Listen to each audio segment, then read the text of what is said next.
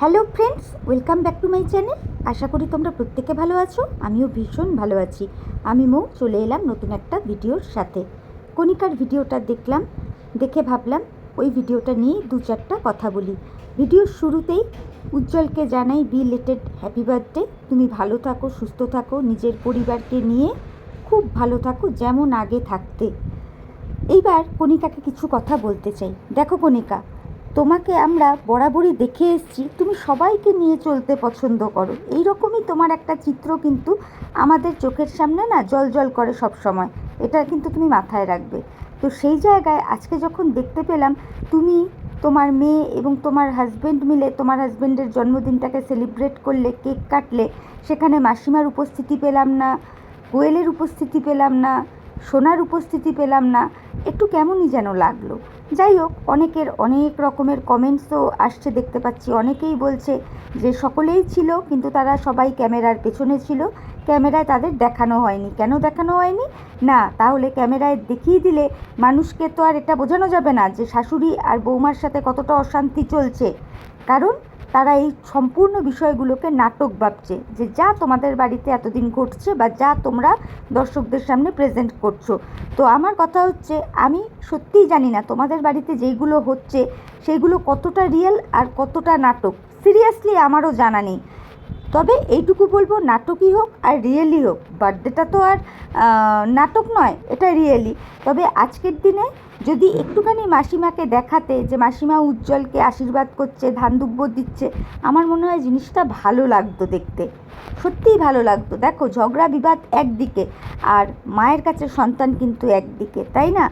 সেই জায়গায় দেখলাম তুমি তোমার ব্লগের শুরুয়াতটা খুব সুন্দর তোমার বাগানের ফুল টুল দিয়ে করলে, তারপরে মানে তোমার ছাদ বাগানে, তারপরে তুমি গঙ্গা স্নান করতে গেলে, সেটাও বেশ দেখতে ভালো লাগলো। তুমি বলছিলে যে তোমার মেয়ে অনেক কদিন ধরেই বলছে যে গঙ্গায় গিয়ে স্নান করবে, তোমারও বেশ ইচ্ছে করে কিন্তু তুমি লজ্জা পাও বলে যাও না। যাই হোক, তবুও গেছো, সেটা দেখালে ভালো লাগলো।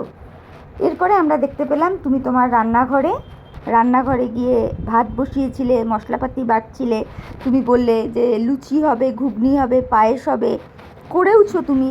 তারপরে উজ্জ্বল বারবারই বলছিল যে না, এইসব করার কোনো দরকার নেই। কেকও আনতে রাজি হয়নি, কিন্তু তুমি নিজের দায়িত্ব নিয়ে কেক এনে কাটলে আর কি, তোমরা সবাই মিলে। তো এই জায়গায় যদি মাসিমা, সোনা, কোয়েল সকলকে আমরা দেখতে পেতাম তাহলে মনে হয় ভালো হতো। আবার পরক্ষণে ভেবে দেখছি এত মানুষ যে বলছে যে বিষয়টা নাটক, সেই জন্যেই হয়তো সামনে আনুনি, মানে দর্শকদের যেরকম যা মতামত আর কি। তো এইটা কেন করলে ঠিক বুঝলাম না। আবার এক এক সময় মনে হচ্ছে যে এটা করে কি তুমি বুঝিয়ে দিলে যে তোমার সম্পূর্ণ পৃথিবীটা শুধু তুমি, তোমার মেয়ে আর তোমার হাজব্যান্ড, আর কাউকে প্রয়োজন নেই।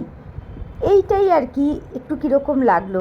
অ্যাকচুয়ালি তোমাকে শুরুর থেকে দেখে এসছি তো, যে তোমরা দেখিয়েছো তোমাদের ফ্যামিলি বন্ডিং কতটা ভালো, তোমরা একে অপরকে নিয়ে কতটা হ্যাপিভাবে থাকো। সেই জায়গায় আজকে দেখতে পেলাম উজ্জ্বলের জন্মদিন হিসেবে কেক কাটা হলো, যেখানে তার মা বাড়িতে থেকেও তাকে আশীর্বাদ করতে এলো না। একটু আশ্চর্য লাগছে। আবার অনেক ভিউয়ার্স বন্ধুরা বলছে যে ওপরে কেক কাটাকাটি চলছে, মাসিমা তো নিচে রয়েছে, অর্থাৎ উজ্জ্বলের মা তো নিচে রয়েছে, উনিই বা বুঝবেন কী করে ওপরে কী হচ্ছে না হচ্ছে। এই কথাটাও তো ঠিকই, তাই না? তোমরা কখন কেক কিনে এনে কাটাকুটি করছো, উনিই বা জানবেন কী করে, ওনাকে ডাকা উচিত ছিল। আর মায়ের আশীর্বাদ কিন্তু সব থেকে বড় আশীর্বাদ। দেখো, আজকে সন্তানরা ভুল করলে মা বাবা শাসন করে, বকা দেয়, সমস্ত রকমের কিছু করে, কিন্তু এমন কোনো মা বাবাকে দেখাতে পারবে না যে মানে ছেলে মেয়ের প্রতি বিষোদ্গার করছে, এরকমটা হয় না। তা সেই জায়গায় আজকে যদি দেখতে পেতাম তোমার ব্লগে যে মাসিমা এসে উজ্জ্বলকে আশীর্বাদ করছে, কি এক চামচ পায়েস খাইয়ে দিচ্ছে, তাহলে মনে হয় আরও ভালো লাগতো, তাই না? এটাই বলবো। আর তোমাদের এই যে বাড়ি বিক্রি নিয়ে যত কিছু কালকে জানলাম মাসিমার কাছ থেকে, সেই জায়গা থেকে এইটুকু বুঝতে পেরে গেছি যে এই বাড়ি বিক্রির বিষয়টা নতুন ইউটিউবে তোমরা এখন বলছো, ঠিক আছে, কিন্তু বিষয়টা তোমাদের 1 বছর আগে থেকেই চলছিল। এমন কথাও শুনলাম যে লোকজনও নাকি এসেছিলো বাড়ি কেনাটেনার জন্য। যাই হোক, তো এখন বুঝতে পারছি না কেন তুমি উজ্জ্বল এই রকম প্ল্যান প্রোগ্রামে রয়েছো, বা কেন তোমাদের এই রকম চিন্তাধারা বাড়ি বিক্রি করে দেওয়ার মতন। তোমরা কি চাইছো যে কোথাও ফ্ল্যাট নিয়ে আলাদা নিজের মতন করে থাকবে? দেখো, নিজের মতন থাকাটা কোনো অন্যায় কিছু নয়, কিন্তু মাসিমার দিকটাও একটু ভেবো প্লিজ। যতই হোক এটা তো ওনার শ্বশুরের ভিটে, ওনার স্বামীর ভিটে, সরি শ্বশুরের নয় স্বামীর ভিটে। মাসিমা নিজে বলেছেন যে অনেক কষ্ট করে ওনার হাজব্যান্ড এই জায়গাটা কিনেছিল, তিল তিল করে পয়সা জমিয়ে বাড়িটা করেছে, তাই না? তাহলে সেই জায়গায় এই বাড়িটা বিক্রি করতে গেলে পরে ওনার তো কষ্ট হবেই। তো আমার তোমার ভিডিওটা দেখে মনে হলো যে তোমাকে এইটুকুনি কথা বলি। এমনিতে ব্লগটা ভালোই লেগেছে, কিন্তু যদি মাসিমাকে পেতাম আরও ভালো লাগতো। যেহেতু তুমি প্রথম থেকে দেখিয়ে এসছো তোমাদের ফ্যামিলি বন্ডিং কতটা সুন্দর, কতটা ভালো, সেই জায়গায় তোমরা এরকম একাকী একা একা উজ্জ্বলের বার্থডেটা সেলিব্রেট করলে একটু যেন কেমনই চোখে পড়লো আর কি, বুঝতে পেরেছো তো? সেই জন্যেই বললাম।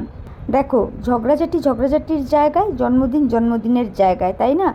মা মেয়ে, মা ছেলে, মানে সন্তানের সাথে মায়ের কিন্তু নারীর টান।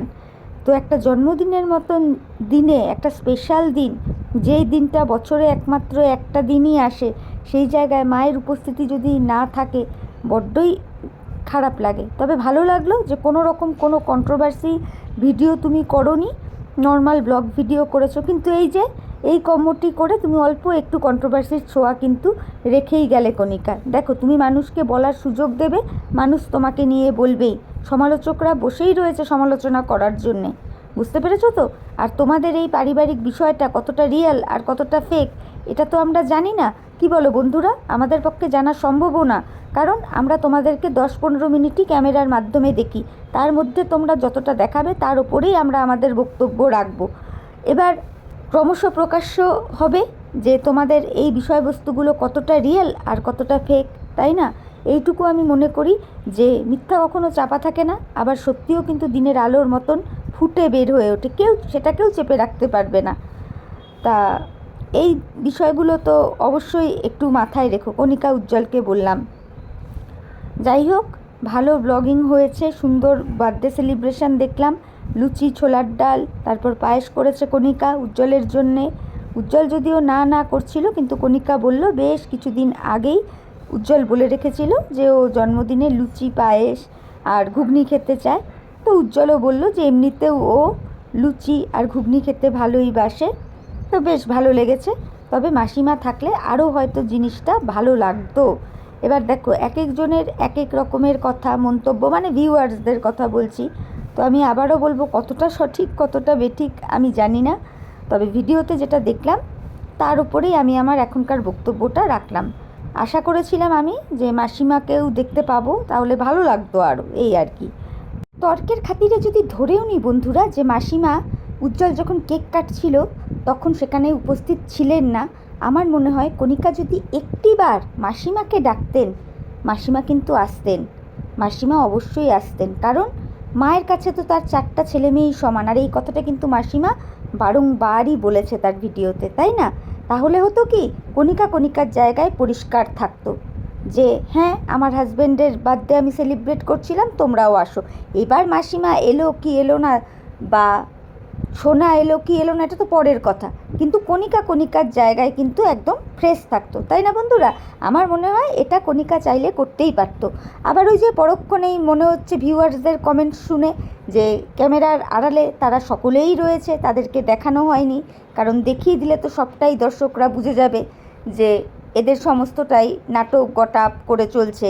তাহলে কিভাবে আর প্রেজেন্ট হবে যে শাশুড়ি বৌমার কতটা অশান্তি, ঝামেলা, ঝগড়া। আবার এক ধরনের ভিউয়ার্সরা বলছে যে না, যা চলছে কণিকাদের ফ্যামিলিতে সম্পূর্ণটাই রিয়েল।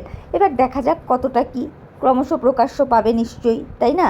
পাশাপাশি উজ্জ্বলের মুখেও কিন্তু তার মায়ের কথা একবারও শুনতে পাইনি, অর্থাৎ মাসিমাকে তার জন্মদিনে ডাকার জন্য কণিকাকে যে বলা, এগুলো কিছুই কিন্তু উজ্জ্বলের কাছ থেকেও শুনতে পেলাম না, দেখতে পেলাম না। এটাও একটু কেমন যেন লেগেছে।